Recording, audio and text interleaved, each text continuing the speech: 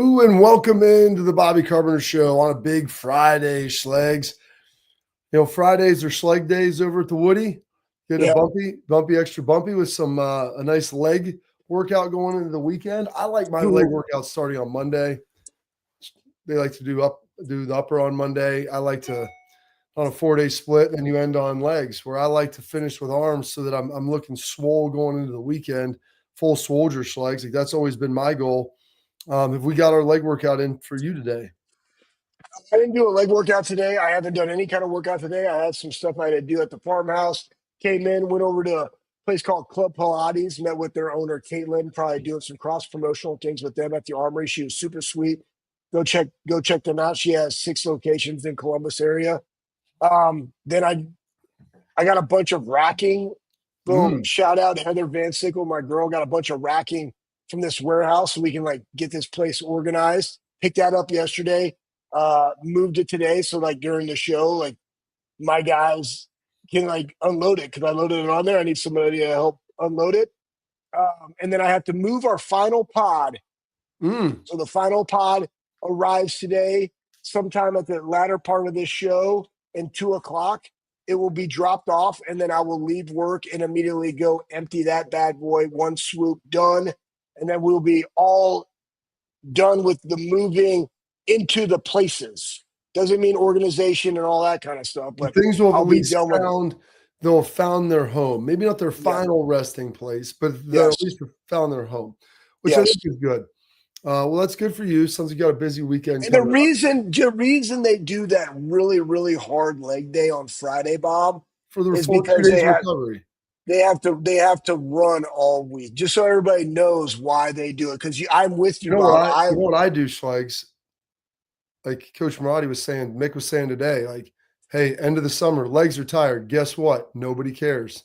So you know what I say? Heavy legs, heavy run, same day, start of the week. Let's go. Let's see what you got in there. Coming off of the weekend, you got to pay for it now. They do. Well, listen. They do their max. I buy a lot on the weekend. I use that Charger to Winning credit card, and then come Monday, you got to pay for all of the vices in your life that you've just been indulging for the last. It's not even 42 because I'm gonna be honest. My weekend, it's already started. Yeah, well, I didn't get as good a lift in as I would have liked because I started talking to our guy Doug Callahan, who's the associate athletic director of sports performance, kind of a trainer now. He'll still tape an ankle, but he was the trainer when we were there.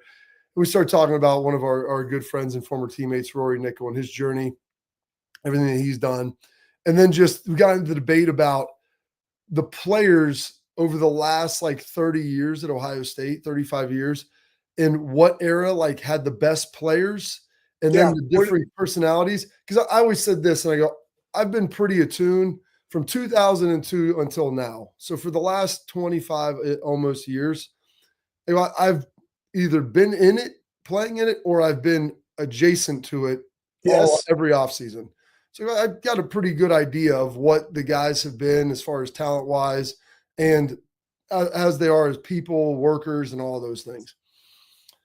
There was a time where I used to kind of hang out with some of the players, and now we kind of hang out a little bit, but you wait till they kind of graduate, or at least they're older Schlegs, because we're getting to be old men. And so it's a little different. But I told Doug, and he was like, they said, you and Tress. I was like, well, Tress's group. So he had a really good group. I'm like, but the thing was, there was some gaps. I'm like, our class was really good. Class behind us, not as much. Had some good players, but not a volume of them. Ted and Marcus and those guys, they had some.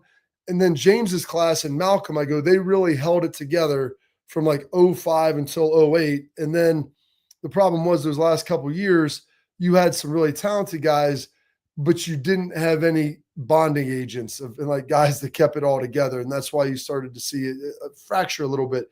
Some really talented players, but some questionable character guys and some other things. And so you saw amongst the leadership.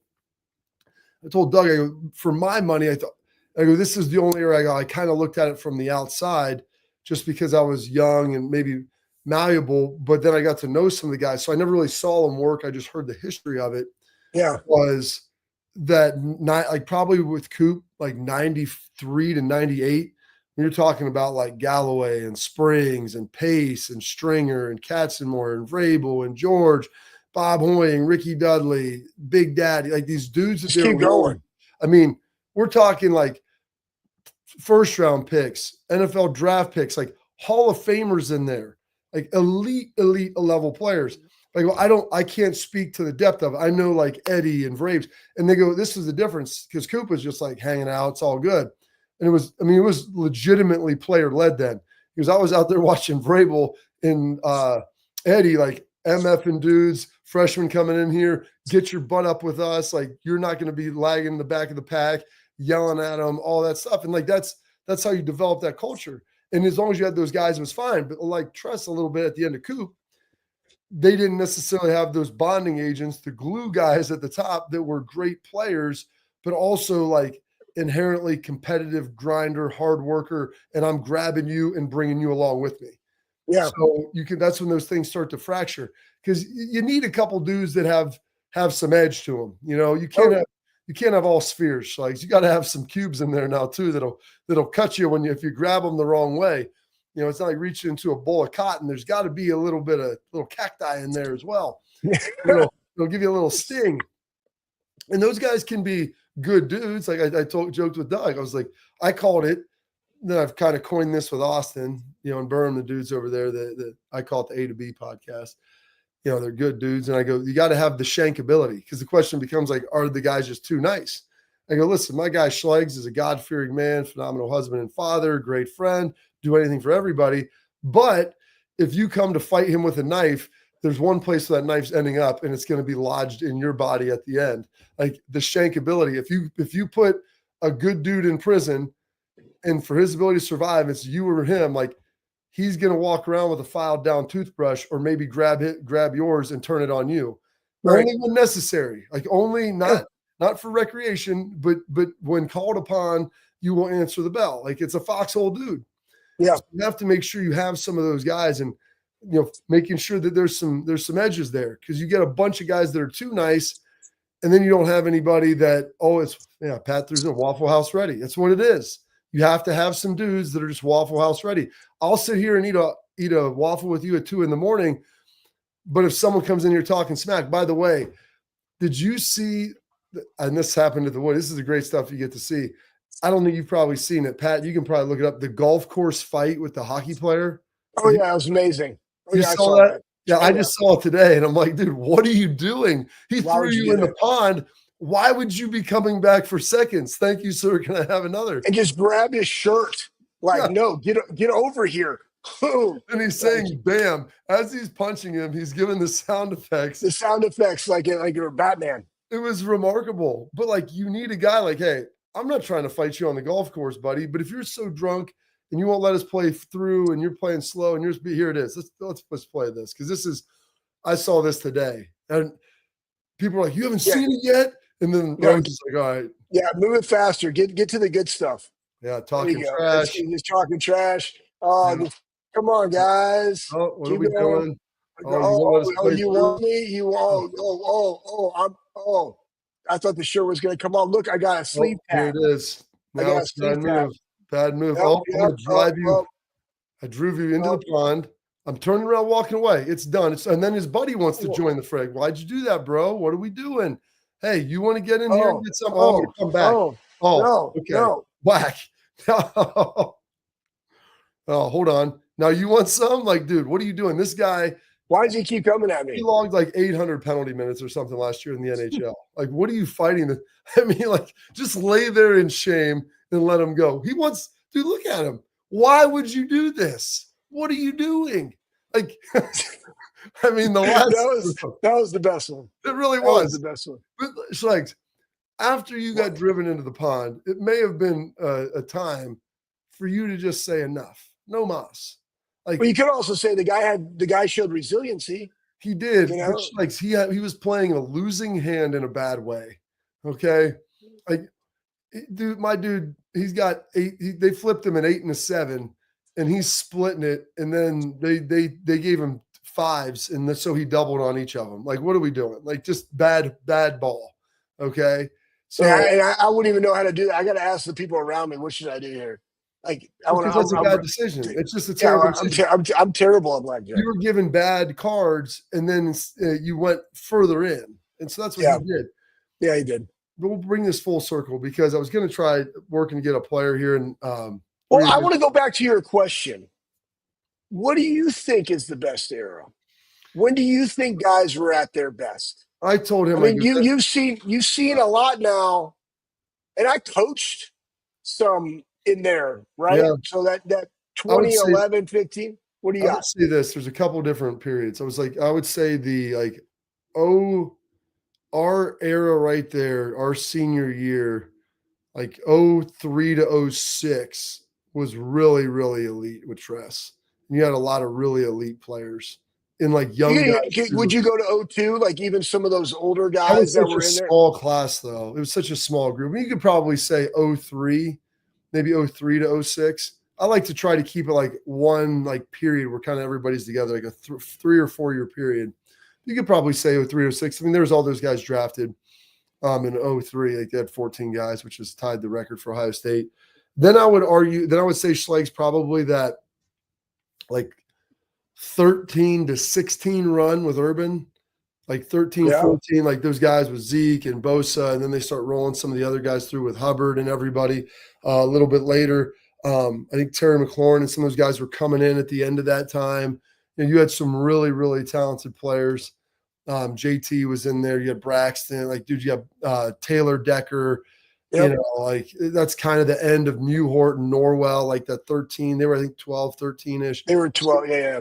So, like, they were in 12. So, like, you're trying to, like, window these eras of when guys. Corey Lindsley was in there in that group. And that was a good group of guys. Like, I'm with you, like 12 to 15, 12 to 16, 13, however you want to shake it. Like, there was really good. And then I would say this recent era with Ryan. Like, Ryan's almost had 2 eras. Like, that first group that he got here that they played against Clemson, they played against Bama. That would have probably been,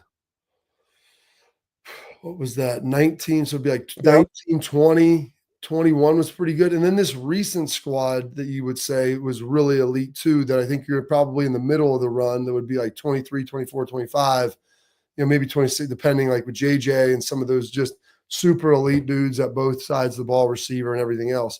Those are kind of the 3 eras that I would look at.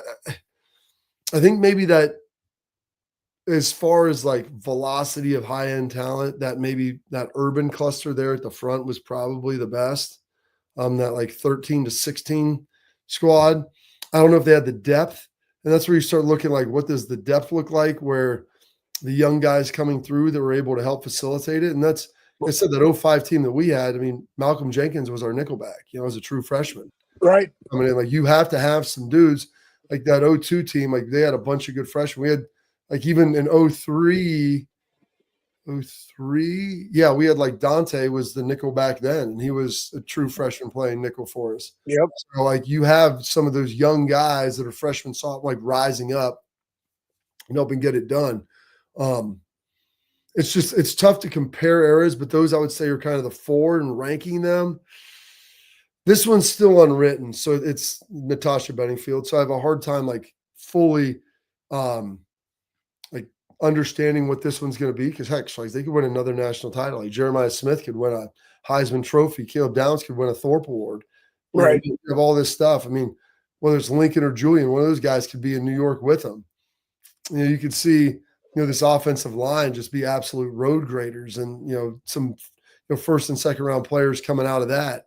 So, that's the beauty of this, Bob. It has to play out. There's that message board from USC about people are picking stuff on paper. That's not a team. Stars and recruits, not a team.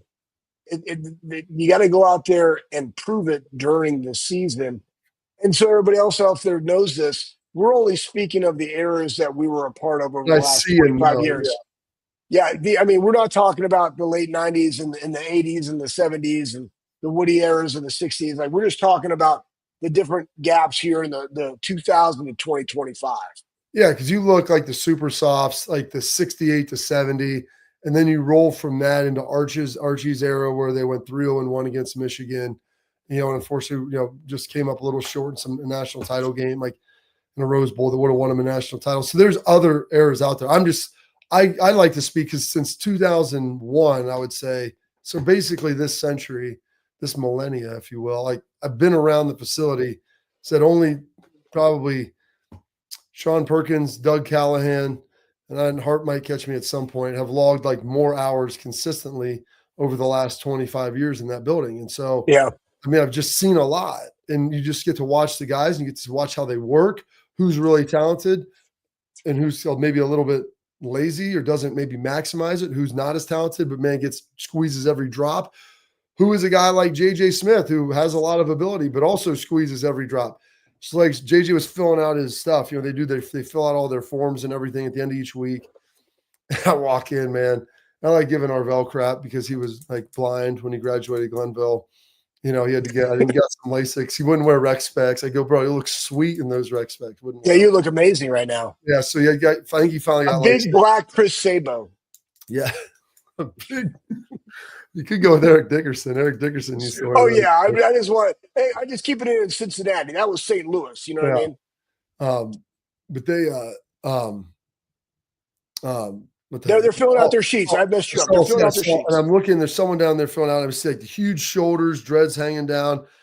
And I'm like, oh, and he's like looking real close to the paper, like, Valley, can we not still see? And he looks up and it's JJ. I was like, oh, because he's so damn big. Like when they're from behind, like looking at him from behind, if you don't see like the face, their contour of their face, dude, they're built the same. Like I go, JJ, that's the ultimate compliment, man. I'm like, Valley is probably one of the best athletes in here, second to you.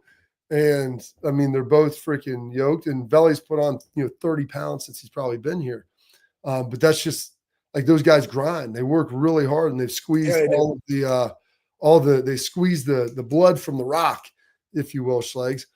And so I'll tell you why. Gosh, we went really long on this first segment. I was kind of tired today, but seeing you got me all juiced up. I'll tell you why, like what's going on and how they build some of this stuff in the summer. And you can talk and you can speak to it too, Schlegs, because you've been a part of this and see how they do it. But it was awesome. Like people want to say, like, how do you build leaders? They lost all these guys. Yep. All these players. And like, well, who are the leaders going to be? How do you build leaders? Well, there's a formula and a process for doing it. Leaders aren't born, they're made. Like there's certain people that have some inherent stuff to them, but a lot of that was also developed throughout their life. And so if it hasn't been developed yet, it's like flexing a muscle. You got to develop it now. And so how do they develop it for some of these guys? We'll talk about it here coming up next. But first, parents and athletes, protect what matters most with X-Sport mouth guards, trusted by professional athletes, designed by NHL team dentists. X-Sport mouth guards are scientifically tested to help absorb those high-impact hits, protecting both your teeth and your brain. Like I bet that dude on the golf course wishes he had an X-Sport mouth guard in. 100%. He probably could have fought long. Well, I wouldn't say fight. He probably could have just kept walking back longer. Absorbed more punches.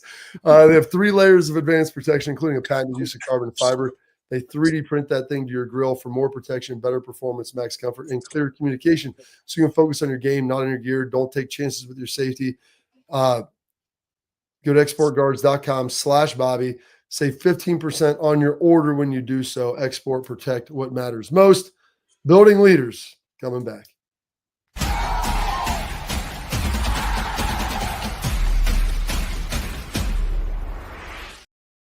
Creative, experience, results.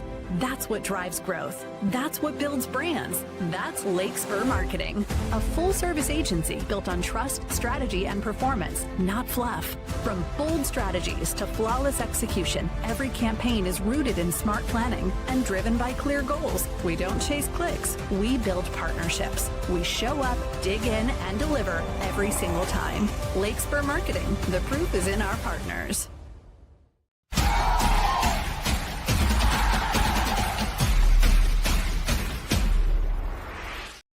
All right, welcome back in the Bobby Carpenter Show. And so, Schlegs, this is, folks, everybody wants to know, like, little peek behind the curtain. How do you develop leaders? Maybe we'll have to try to have Mick on. I know that'd be tough for him because they got all this stuff going on, and maybe they'll have an off day and talk about this. And you can go into in depth, but the small unit cohesion, like, how do you build leaders? Well, you build power of the unit. You build teams in the off season. You put guys in charge and you hold them accountable for the performance of the entire unit. And so they've got like 3 main units that all battle against each other in the summer. And I think Austin, power, big speed. Yeah. Are the three Austin, main groups broken down by position yeah, I groups? think Austin Saravel's kind of the head dude for the big guys. Sonny's kind of the head dude for the big speed, big skill guys. And the skill guys, I think, is it Caleb, I think, that they've got up there, and maybe someone else. But the group two, Sonny's group, they got a little bit of turmoil. There's some stuff. Which shows I think they integrate this. I don't think it's simply power, big speed, and speed when they break it down. I think they cross-pollinate and they blend it together because guys are doing win or loser against each other and how they're competing. I think. Not positive. Are they going against? All right, you'll know. Like, is JJ going against a wide receiver, or is he going against defensive backs? I think some days it's different. Some days it's wide receiver, some days it's DB, but it's people from other units, like the other three. So what they did, what they did was there's probably more than that, and you can have a team of speed, big speed, power, and that is your team. And then when they go go against another unit, right? It's the power goes against the power, the big speed is against the big speed, and the speed versus the speed. But then you're like that's how you spice it up, right? Because there's always, hey, we're gonna go power the unit. When do you? And this is again, we're in the weeds now. How do you keep it fresh? How do you keep it engaging? How do you keep it where you need to develop different leaders at different times, not just in their unit room? Role playing. And that's exactly how you do it. You're saying, okay, Veli, you're the leader of this. And on that team, there's O-line, D-line, linebacker, tight end, running backs, and then wide receivers and defensive backs. You're responsible for them. You take over and evaluate how they work at the end. Hey, I need you to step up, grow here, Caleb or JJ or Brandon or Carnell or whomever, right? That, Carson, you have one. That's how you do it. Doesn't mean that the leader has to be of a unit, or of the same. It's just the people that are on it. A couple years ago, it was all about the power of the unit, the position group only versus another position group, and those guys always evaluated them. Now it's just getting it from a different lens. And again, putting them in positions to lead so that when they get to the season or camp and have to lead, they've already been leading, right? Just like toughness, it is something that you can develop by putting people in tough situations. That's what Mick has done. You keep it fresh, but you also manipulate it to who are we trying to develop so that we can have the best team possible. That helped. And so, yes. And so, Sonny, like there was some turmoil within unit 2 or group 2. And so Sonny worked out earlier with his group. They were doing kind of big speed, like skill guys in line, and then they were flipping each day. And so as the skill guys in the morning, I think the linebackers went in the morning both times, once with the skill, once with the lineman. But Sonny then stayed after Schlegs and was chief encouraging officer. I go, Sonny Styles, linebacker, human dude motivator, and life coach. Like all here, John's like, just go. Like he's just walking around. He'd already done his lift, stayed in there, and that's what leadership is. Like, dude, you're then spending your next hour and a half of your day not focusing on you, but trying to pour into others to make sure they've got the juice to do as well as they can. And so that's why I was like, oh, I saw him in here and makes like group 2's a mess. And so Sonny was staying to kind of get control of his unit and get control of the group and to make sure that they're going to be good. And that's when leadership occurs. Leadership doesn't occur, Schlegs, when, hey, we're all winning and you're just the first guy up to get the trophy. It occurs when, hey, these guys aren't pulling their weight, chopping wood and carrying the water. You've got to go get it done, and you've got to go help them, and submit, Schlegs, submit to the process. Don't worry about whether you're going to win or lose. Just go as hard as you can and let the rest figure it out for itself. And so that was awesome. And so Sonny's in there just being a coach, man. I mean, for lack of a better word, Schlegs, he's just coaching. You're sitting there staring at the chat, aren't you? I'm staring at the chat, but I'm also listening to you. And here's what you just said, right? Just wrapping it up in a nutshell. You could be the best player. You already talked about like Veli and Sonny, and again, extremely strong guy, physically gifted guy. Your workouts, Jay Hooten right here, who was the head strength coach at Northwestern for well over a decade, knows like you can have these great workouts. But when you only think about you getting through that workout, like what does that do? When we go play defense, what is it about? It's about all of us knowing, communicating, everybody individually doing your job collectively, playing together as a unit. Same thing. Yeah, I got to go get better. I got to enhance my workout. All the preparation I did to go into having a great workout has to be there. But now I have responsibilities of making sure everybody else under my care has the same mindset, has the same belief, can get pushed. And again, juice is a two-way avenue. Those coaches are pulling it in. What does Mick do? Mick's utilizing an external factor of player on player, dude on dude accountability, Bob. So now I got a guy like how I would use it, right? If I have a guy that's in on his team that's struggling, like look at your freaking leader. He already got done doing that. He still has enough in the tank to come back and encourage you. What are you going to do with that? How? Because that's where the magic happens. Ooh. Player led. That's exactly what happened in 2004, and that's what they're trying to do now. But that's the beauty and that's the art of coaching and culture building and team building is what they're doing. And guys have to buy in that.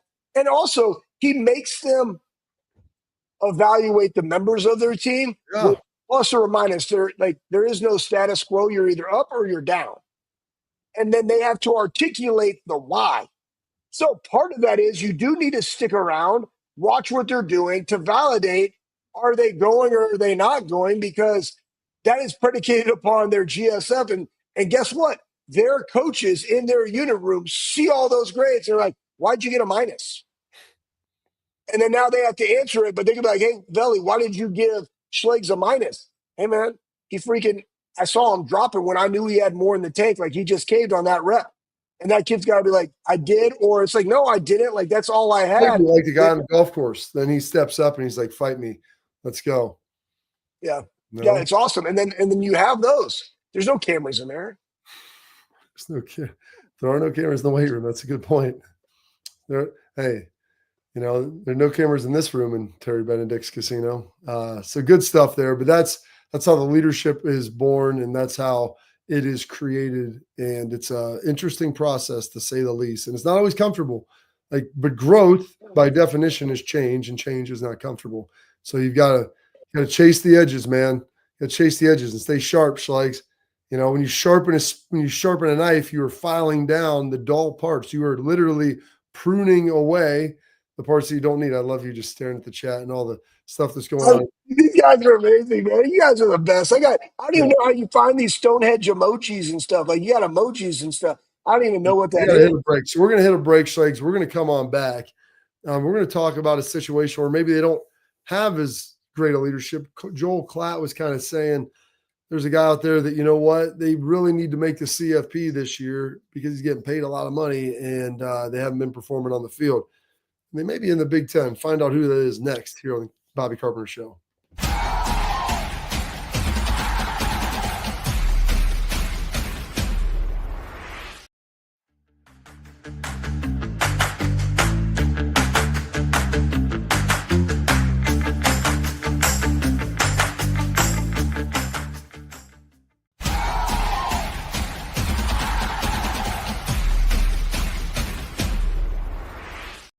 All right, welcome back into the Bobby Carpenter Show. And listen, if you could throw the Joel Klatt. He sat there and Joel was talking about someone that needs to win. And that guy, I think, is Lincoln Riley. And you talk about rep Schlegs and guys being able to have success. It's a player-driven situation, man. And you can be as smart of game callers, play callers you want, and have all these magical little plays. But, dude, if you don't have great dudes, you're going to have some issues. And that's one of the problems with USC, I think, is they don't have leadership. And I don't think Lincoln Riley is really instilling it. Now, maybe they're doing some different stuff. We could throw that up there, Pat, when you get a chance. And Joel Klatt kind of outlined it just with the expectation that they've had there and the performance on the field. There's been a pretty big gap, Schlegs. Yes. Here it is. All right, we'll toss this up and listen to old Joel Klatt. Here. You can't go 7-5 again. You just can't. You look at last year, you start with a win over LSU, you end with a win over Texas A&M. They showed they're capable. They took Penn State to overtime. They really probably should have won that Michigan game. The offense wasn't quite a normal Lincoln Riley offense. I still think that they need to get back to running the football like they were able to do in his first year at USC and like he was able to do for the majority of his time at OU, which means that the O-line needs to play well. Good news, though, year one with Danton Lynn went really well. There was a real improvement on the defensive side of the ball. I think that the key game is USC-Illinois. Both teams could be undefeated going into that one. If they were able to get that one, now you've got something, because then you've got Michigan, Notre Dame, and Iowa. You've got Nebraska on the road, depending on how Nebraska was able to do. So let's say you can get through that stretch going like 3-1, Illinois, Michigan, Notre Dame, and Nebraska. Can they do that? Maybe. And now you're in it. You know, Yep. They've got. Now you're in it, Schlegs. I mean, but I think go ahead. I think it's kind of a two-part. Two-banger? I'm going back to thinking even the Oklahoma days, and now you're on the West Coast. What does that look like? And you and I just got done talking ad nauseum about team building and stuff and being tough and physical. And I mean, you had USC or you had Penn State. You didn't finish. I think it was triple overtime. They found a way to win. That was back when the conversation was of an East Coast team going out to a West Coast team, et cetera, airplanes or whatever. But you lost some games and they're close. And what's crazy is like, if you look at Ryan Day's tenure, like the games that they lost that were really close were like significant games. Like he's losing those games during the regular season.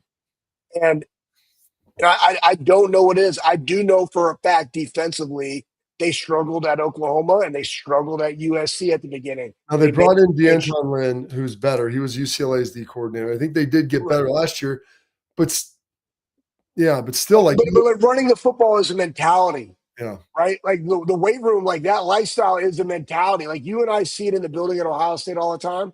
We got a Michigan guy, like they train really hard. Ben Herbert, I know Ben very, very well. They train their absolute face off, man. You can't train toughness in November. Toughness is forged in January, February, March in the summer training, man. It is what it is. So when you have a team that has that expectation and a coach with the pedigree that Lincoln Riley has with Heisman trophies, then what is missing? That's why I like to look at the totality. Yeah, could it be schemed defensively and he's not delivering? Let's make a change. They got better, but your quarterback play you had a Heisman Trophy quarterback and you still kind of sucked. So why? Is it the team? Are you building a team? What's the culture like in the building? If you got the talent, are they not being developed? I don't know what it is, but you're the head man, and I'm with Joe. Like, you have to win this year. He has to.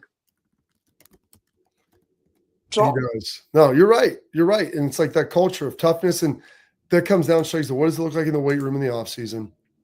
And then what do practices look like? How physical are your practices? How hard are they? How intense are they? This is a great point. This is a great. Keep going. I pressed back, on people with Ryan. They called, Ryan was soft and this, and I go, bro, you go watch. And you came over and saw it. And I tried to tell you, because you were gone for a while, then you came back. You go watch a Tuesday practice. And you tell me what that inside run period looks like. For about 15 minutes, it's like 8 goal line stands in a row. I mean, that's what both sides of the ball are doing. And the coaches are up each other's rear end. They're yelling at the players. Okay, guys, they get 3 reps. You're coming out. Next group coming in. You better hold the line. Offense, you better go punch a hole in it. And there's the expectation. In like the last week, they start to kind of taper off a little bit, and they shorten it down at the end of the season. But, I mean, Tuesdays, like Urban called it Bloody Tuesday with Ryan. I mean, it may not be the whole practice, because you can't do that for whole practice. You get 2 guys hurt. But, man, there's an inside run period that is as good as you're going to get. And that's what they wanted to do, because they wanted to be able to run the football, and you had to be able to stop the run. And then you look like when they've been able to score on offense and short yardage, and then defensively, they had a lot of goal line stands. They had a lot of times this year. You look at Penn State, you look at Indiana. I mean, they had 7. They had 7 times where the ball was inside the 5, and I think 5 of them came to a +7. Yeah. It was something like that, right? Because that was a scoop and score versus Texas. But it was like, hey, here's 5 clips. How many points did the opponent score? -7. I mean, like in big time games and big time moments, I'm gonna say this: the discrepancy of what you said. Like, you can't coach them one way in the weight room and have the expectation completely different on the field. That's one question I would have if I was looking at USC. How hard do they coach on the field? Because that's where the disconnect happens. The beautiful thing when Urban came in was Mick coached him hard in the weight room and Urban coached him hard on the field. There was no gray between the type of coaching you're getting in all facets of your life. And when you have it to where it's the opposite, or even if you have it to where it's within a practice, where the defense is so freaking disciplined, going so hard, the offense is not, like, that's an issue. It is. Because they all should be there. And it starts and ends with the head football coach. Absolutely. All right, I want to tell you about our friends over at Backers Legs, the brand new Buckeye Apparel, bckr.com. Go check them out. Premium gear for premium fans. The cold gear, the rain gear, the wind-breaking gear, if you will. They've got it all. It's terrific. Their hats are fantastic as well. Go check them out. It's got all the features you want. It's like the elite hunting, fishing, skiing gear that's out there for you. All the features are going to be there. So go to backer.com, bckr.com, promo code all caps Bobby at checkout for free expedited shipping. A portion of the proceeds goes back to the student athletes. They're trying to give back as well. So go check them out. That's bckr.com. Headlines coming up next.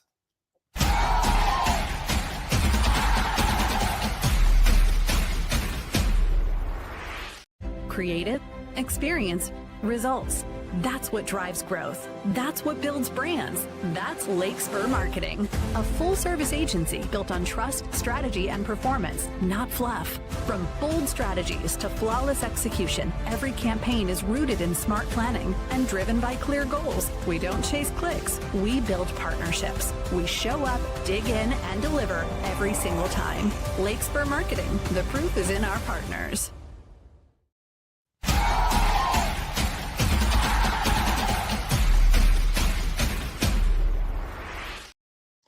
Welcome back to the Bobby Carpenter Show. Please, we love the comments. We love the chats. Put stuff if you're watching in the comments as well. Like, subscribe, share with friends. Just trying to do it. Do it. Like Schleich said, just do it. We got our headlines brought to you by our friends over at Lake Spur Marketing. Schleich, they're the marketing company you want to use. Over 100 years combined in experience to choose the marketing strategies that are going to and tools that are going to be tailored directly to your company and right for your industry. They're going to shield you from the cold callers that try to pitch the latest and greatest stuff. They've got tried and true strategies. They leave the marketing up to them so they can handle that, and you can do what you do best, which is run your business. Lake Spur eliminates the waste so you can get the most out of your budget, which they always deliver on time and on budget. Trust the experts. Trust Lake Spur Marketing. The proof is in their partners. Visit Lake Spur Marketing today. All right, Schleich, I walked into the Woody yesterday. I didn't bring this up to the show, and I probably should have. I was going to get a picture, but I didn't want to do that. And, because he's such a good dude. Called some of his games up at Eastern Michigan. He's been one of the best pass rushers down in the NFL, one of the highest paid players in the NFL. Yes. Maxx Crosby coming back. He's in town. And what was he in town for? He's in town for his friend's wedding. Nice. Yeah, coming in. So he plays with Tommy Eichenberg. Tommy, I think, called Quinn, Mick, got it set up. So Maxx was in there yesterday and today. And, he's sitting in the hot tub with some of the guys. And I told some of the dudes, like, this is the guy right here. I mean, this is one of the best. Pro bowler, making 35 mil, 40 mil, whatever he's making a year. It's like, this is where you guys want to be. And you know what? When he comes back or when he comes through Columbus, like, dude, this is where he's at. You got to tour the stadium and everything. Yeah, you want me to keep answering? I don't know. I talked to the girls in the office. I was like, what are you doing in here? I thought you guys were off. She's like, well, we have to give Tommy's friend a tour. And I'm like, Tommy's friend? Who's his friend? And this was before I went in there. And I'm like, oh, it's Maxx. She's like, what's his name? She goes, I don't even know. Yeah. Okay, so here's my point to this. One, awesome for Ohio State. Two, I love the fact that Maxx just went in and was like, hey, I'm going to get in the tub, and he's just talking to our guys. Yeah. And that's kind of just so you guys know, we have a lot of former players that come back, go to the Woody. Obviously, Bob, but current guys. Kurt Coleman was in there today. Yeah, Kurt's back, right? So it's like dudes come back, they want to give back, they want to share, they want to talk. And And like you fall right back in. Like, what's up, man? How you doing? Like, they don't even know their name. Kurt probably doesn't even know any of them or like how good they are. He just wants to talk shop, right? Just talk ball, talk Buckeyes, talk to brotherhood, and like that's a cool thing.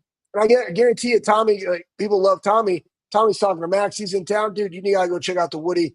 Do you think I can go in there? I guarantee it wasn't like, hey, you can go in there. It's like, hey, do you think you could set me up to go to Ohio State? I'd love to see it. Tommy's like, sure. Boom, makes a phone call. They set it up. Great hospitality. And it also was a blessing to our guys because that's what they're aspiring to be. It's good to actually visibly see. And I say that because they can say, physically, I might not be that far off of that. The next question would be, hey, man, like, what makes you elite? Like, of all the characteristics, tell me, man, like what makes you that has risen you from Eastern Michigan to a Pro Bowl caliber, highest paid guy at your position? What are they? And I guarantee he's going to just say, for him, it's his motor. Oh yeah, it's his motor, and then probably some technical aspects. Hey, can I get a nugget? Like, what are your moves? Like, how are you looking at this? They're going to tell you, man.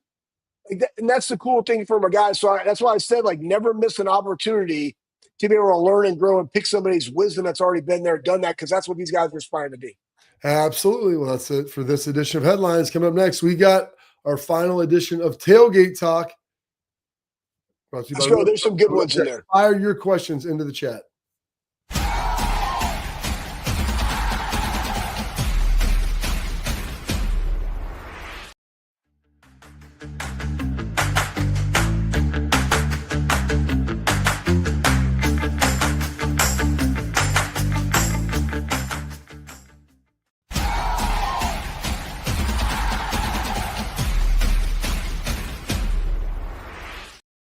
All right, welcome back in the Bobby Carpenter Show. And there was actually some comments that were made a couple of shows ago that I was looking through yesterday, and I can't remember where they were at. People talking about three-legged dogs in Athens and everything else. But there was some good comments that I was like, you know what? It was talking about fight between Keenan Bailey and some other people. Just like a lot of positive responses about Keenan. Since the first time I really heard Coach Bailey, very impressed. I was born and raised tight end, so I'm a little biased to them. It's got me feeling great about the room. So obviously Keenan was big hit. I think everybody loved him. Getting good, you should. Go ahead. Hey, I'm gonna give you a nugget. This was a good one. So I had literally, this is 2011. I had an intern. His name's Kyle Gilbert. He's the head strength coach at Ashland. And he was happened to be in town. And I'm like, dude, we were getting a workout. That's at the end of my day. I've been up here for, 12 hours or whatever. We get super frothy and bumpy. And he's just sharing like things that he remembered from that group. Cause there are some great guys that are still coaching. There's other guys that are freaking in NASCAR on pit crews that started out like training pit crews and stuff. Now they're on the pit crew and things. And like where they are, and we're just talking shop and stuff. He was like, dude, do you remember 2011? We're struggling, we're not winning games. You were frustrated. And one morning, I think it was Sunday before we trained the guys, you went out and I shot a doe. I wanted some meat for the freezer. And it's like we have guys coming in at 1:00. You roll up there, we're setting up the weight room. You're like, hey, does anybody want to learn how to skin a deer? And he's like, we were in the Woody parking lot. You can drive by. Is there more than one way to skin a deer, Schlegs? Well, no, this is maybe how you start, but no, it's not. But so I went in there. I'm just trying to be educational, right? I'm their mentor. It's like, who wants to learn? So Kyle and I think a couple other guys came out. And I showed them. I'm handing it to them. I'm like, this is how we're doing. I'm literally on the back of my tailgate, right there outside the Woody in that gated parking lot, and like, we're going through this. And then it was like, well, how are we going to dispose of whatever? And I was like, I got it. Don't worry about it. And then next thing you know, he gets in my truck because we had to go move some weight equipment. But in my bed of my truck, like there's blood. It's on his hands, and he got it on my truck a little bit. And he's like, oh, man, I'm so sorry. You want me to clean it off? I was like, no, it adds character. But he was just cracking up. He's like, I just remember. And I think then I think we trained guys, and then we got a lift afterward. It was just an amazing experience. I was like, yeah, man, it's good to see you. Proud of what you're doing. Anyways, great story. Side nugget. That's what we can do. I got guys over here in the chat talking about bags of money and stuff. I was like, you know what we really did? We really were just teaching people going out there, shooting squirrels, putting them in lockers, killing animals. I don't know. I don't know about that stuff. Like, that guy needs to get out of here. It really kind of bothered me. I think you can ban people, but Schlegs, we're inclusive here. I'm not. We're inclusive. Some people like to feed the troll, Schlegs. You got to feed. I ain't feeding anybody. Well, my only question with this entire thing, though, is, Bob, is like, they talk about money. I'm like, hey, man, you want to talk about, I got benefits at Ohio State. I got benefits. How do I get them? Somebody probably gave me an extra beer when I only ordered one, and they knew that I had two hands. Like, I got two thumbs, and I obviously needed two. Okay? I probably got an extra scoop of chicken at Chipotle because I'd be like, hey, Sarah, how are you doing? How's your day going? It's going good. Oh, okay. Hey, man, I'm starving. I just got done practicing at Ohio State football. We used to go to Subway. Remember, they'd load the meat. They'd double meat. Double meat. Oh, my gosh. That Subway that was right by the Woody was the bomb. Yeah. My gosh, I totally forgot about that. But the amount of meat that I was on there should have probably been $30 in Subway money. Well, so here's the problem with that. And this was the problem with the NCAA system. They gave the scholarship money the same amount to a female gymnast as you're giving to an offensive lineman trying to gain 30 pounds. So, like, they're supposed to eat on the same budget. Like, that's not even real. That's my wife and I try and eat the same. Like, the amount of food that I still ingest over her is significant. I eat way less than I used to. These guys eat 8,000 calories. So, and conversely, you'd be like, hey, we're going to give your scholarship money predicated upon the strength, the strength that you are. Okay, offensive lineman would get more than a gym. Like, it doesn't make any sense of how you did that. But again, it's kind of nonsense. And also, the prior year, the 2011, they vacated those wins. And that was absolutely BS compared to what's going on now in college football. But you know what? It is what it is. So we just move on. Guess what? I'm excited for a great 2025 year. And I'm grateful to hear your stories about these guys in there and how Mick has divvied it up to grow and develop leaders. Man, that's awesome. We'll get some more. And then now what you're going to get. Oh, Dude of the week coming up next.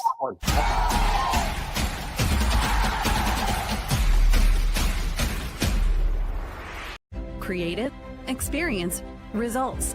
That's what drives growth. That's what builds brands. That's Lake Spur Marketing, a full-service agency built on trust, strategy, and performance, not fluff. From bold strategies to flawless execution, every campaign is rooted in smart planning and driven by clear goals. We don't chase clicks. We build partnerships. We show up, dig in, and deliver every single time. Lake Spur Marketing. The proof is in our partners.